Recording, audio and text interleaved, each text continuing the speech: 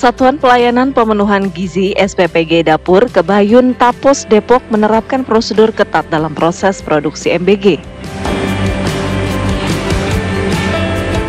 Ada sekitar 250 relawan di SPPG Dapur Kebayun yang memiliki 5 dapur ini.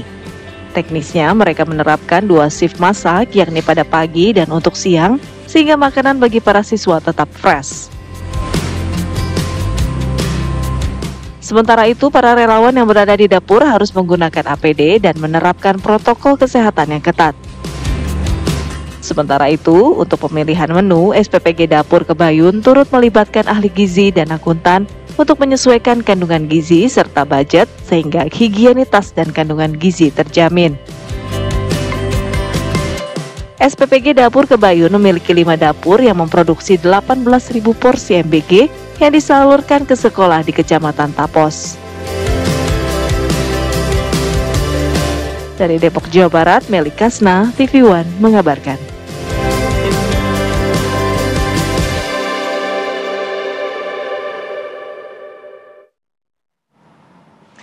Ya, pemirsa, Sentra Pelayanan Pemenuhan Gizi atau SPPG atau Dapur MBG Makan Bergizi Gratis di Lanut Hussein Sastra Negara Bandung, Jawa Barat terus mengedepankan kualitas dan juga kebersihan dalam proses penyajian makanan, termasuk juru masak yang telah tersertifikasi nih. Bahkan IPAL yang ada ini jadi percontohan oleh Kementerian Lingkungan Hidup.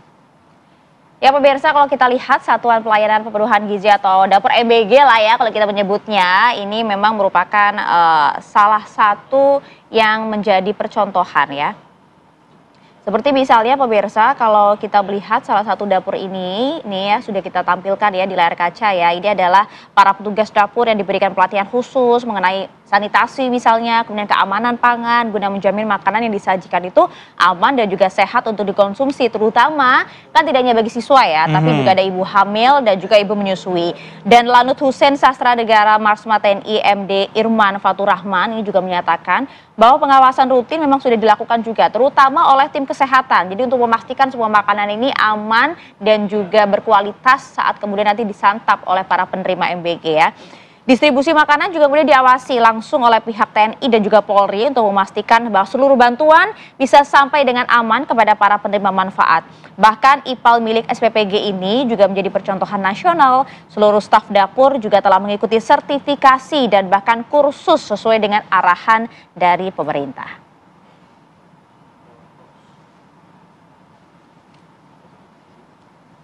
Udah kirim ya.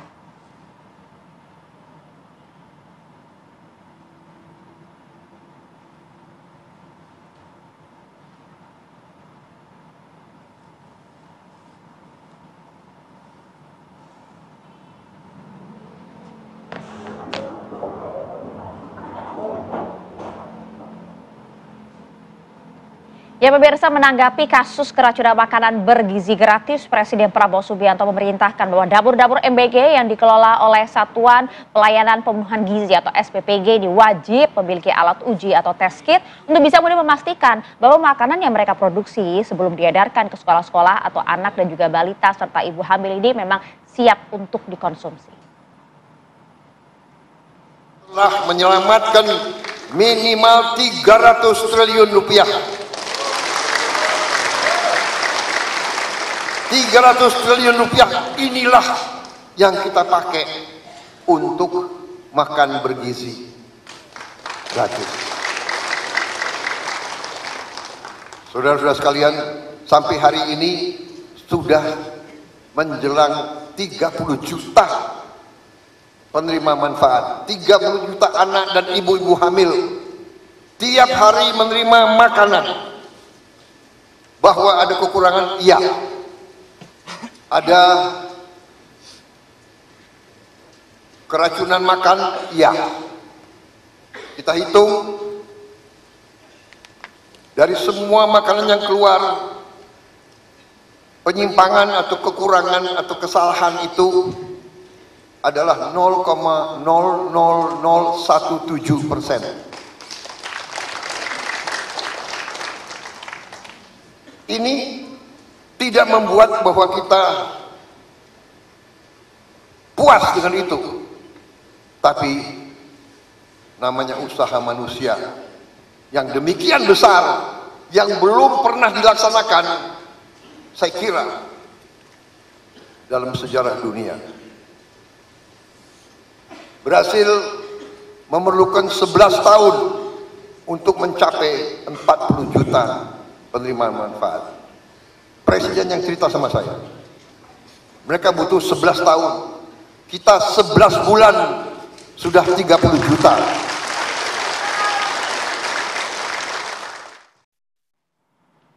Ya, coba kita ingin bahas ya sebenarnya seperti apa sih kemudian niat mulia dari program MBG ini jangan sampai ternodai begitu ya dengan aksi-aksi dari para dapur MBG memang tidak sesuai SOP. Saat ini kan pengawasan sudah diperketat begitu kan. Ya, dan juga sebenarnya seperti apa sih makanan yang kemudian akan diberikan kepada para penerima manfaat ini agar sesuai dengan gizinya. Betul, gitu perhitungan loh. gizi sesuai dengan tadi kan kategorinya ada untuk anak-anak, ibu hamil, begitu pasti ibu menyusui pasti beda-beda kandungannya ya. Kita akan bahas nanti. Itu dia, kita akan bahas. Sudah hadir bersama kami di studio saat ini ada Dr. Dian Kusuma Dewi, ini ahli gizi dari Departemen Ilmu Kedokteran Komunitas FKUI. Halo, selamat pagi Dok. Selamat pagi Mbak Maria. Terima kasih sudah hadir. Dr. Dian tidak sendirian ya, karena sudah tersambung juga melalui sambungan Zoom bersama kami ada Ketum PBID, ada Dr. Slamet Budiarto. Selamat pagi Dok.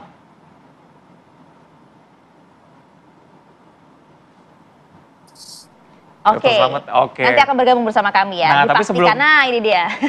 Iya. Sebelum berbincang lebih dalam, kita akan mengajak pemirsa untuk mengintip dulu nih, gimana sih persiapan dari makanan-makanan di SPPG di Depok, Jawa Barat ya. Kita akan lihat bagaimana prosesnya begitu. Bersama rekan kami ada Iman Fajar yang siap melaporkan untuk Anda. Iman, selamat pagi. Gimana sih persiapan masak-masak di dapur MBG di sana?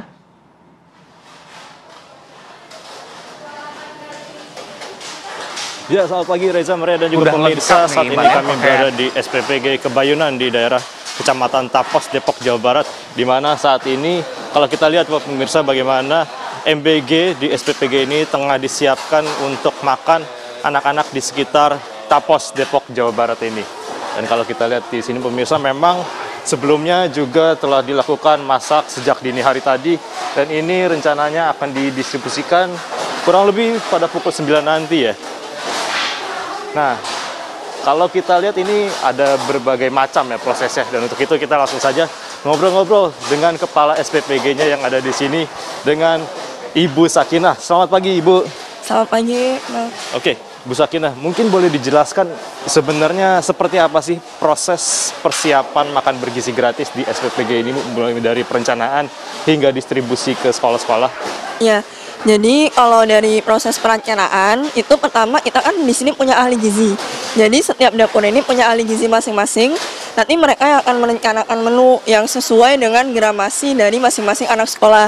Jadi kita sesuaikan kebutuhannya, baik itu maupun alergi ataupun tingkat sekolahnya. Jadi gramasi antara anak TK atau PAUD dengan SD dan SMA itu kembali disesuaikan oleh ahli gizi. Kemudian setelah dia membuat menu, maka kita membuat pemesanan bahan baku. Nah, di sini memang di dapur ini kita tidak menyetok bahan baku dalam jangka waktu yang lama. Jadi begitu menu untuk besok harus dimasak, jadi bahan bakunya datangnya sore atau malam itu dalam keadaan fresh, jadi langsung diolah dan langsung sebagian besar habis pada hari itu. Jadi kita tidak menyetok khususnya bahan baku basah dalam waktu yang lama. Nah, kalau untuk bahan baku kering seperti susu dan lain-lain itu kita punya gudang penyimpanan sendiri yang terpisah. Kemudian nanti setelah proses penerimaan bahan baku selesai, nanti di malam hari pukul 11 malam itu shift yang memasak atau tim helper dan juga chef itu akan datang untuk memasak bahan baku. Nah, nanti tadinya kalau untuk pengolahan bahan baku itu dimulai dari jam 4 sore sampai jam 11 malam. Itu proses pengolahan, pembersihan, pemotongan, dan lain-lain. Kemudian nanti pada jam 1 malam bahan baku tersebut dimasak, diolah, dan kemudian di-packing oleh tim packer. Nah, ini saat ini masih berlangsung pemorsian untuk penerima manfaat rata-rata SMA dan SMP. Kalau untuk TK dan PAUD itu kebetulan beberapa sudah ada yang dikirimkan karena masuknya pagi gitu. Jadi di sini kita berupaya menjaga konsistensi makanan supaya sampai di sekolah itu fresh. Jadi kita dari awal juga sudah koordinasi dengan tim sekolah gitu untuk mengirimannya di jam berapa dan pada saat mereka istirahat pertama atau kedua supaya mereka bisa langsung menyantap makanan tersebut gitu. Bicara soal penerima manfaat ini kan di SPPG Kebayonan kalau tidak salah ada sekitar 16.000 penerima manfaat ya untuk satu dapurnya kira-kira 3.800 ya Mbak, betul ya? Nah, kira-kira gimana sih untuk menjaga kualitas makanan yang diterima oleh siswa ini seperti apa yang dilakukan oleh SPPG ini? Ya, yang pertama untuk menjaga kualitas makanan itu sendiri, seperti tadi yang saya jelaskan, untuk bahan baku itu kita langsung terima fresh dari supplier dan bahan baku yang kita terima hari itu langsung diolah Pak untuk menu di hari berikutnya. Jadi tidak ada yang kita simpan dalam jangka waktu yang lama. Nah, yang kedua untuk pengirimannya dan pemackingannya kita sesuaikan dengan jam masuk sekolah. Jadi kita sebelumnya sudah mengedukasi siswa sekolah bahwa makanan yang sampai di tempat mereka itu maksimal tidak boleh lewat dari 1 jam untuk dikonsumsi begitu. Jadi sehingga ini menghindari kejadian seperti makanan basi atau mungkin keracunan karena makanannya terlalu lama dibiarkan gitu. Karena kan kita punya danger zone. Nah, jadi kita berupaya mengingatkan sekolah supaya tidak melewati danger zone tersebut gitu dari makanan. Bicara tadi soal makanan basi ini kan juga ramai diperbincangkan di publik. Dan pemerintah juga rencananya kan akan mengetatkan kembali standarisasi dari SPPG ini kan salah satunya SLHS, betul ya Mbak? Nah, kalau bicara soal SLHS atau standarisasi like higienis sanitasi ya, ini sebenarnya seperti apa sih Mbak proses pengurusannya, apakah ribet atau seperti apa, mungkin bisa jadi masukan kepada SPPG lainnya nih Mbak? Sebelumnya dari Puskesmas mereka sering datang ke sini secara berkala, lebih tepatnya sebulan sekali untuk konsultasi terkait kesehatan dapur. Nah, untuk pengurusan LSHS ini memang dari Puskesmas disampaikan ada 4 tahapan. Yang pertama kita harus uji coba kelayakan dari bahan-bahan alat-alat masak dan alat-alat tempat makanan. Jadi nanti dari Puskesmas diuji lab apakah ompreng atau wadah makanannya aman dan alat masaknya itu bebas timbal dan lain-lain.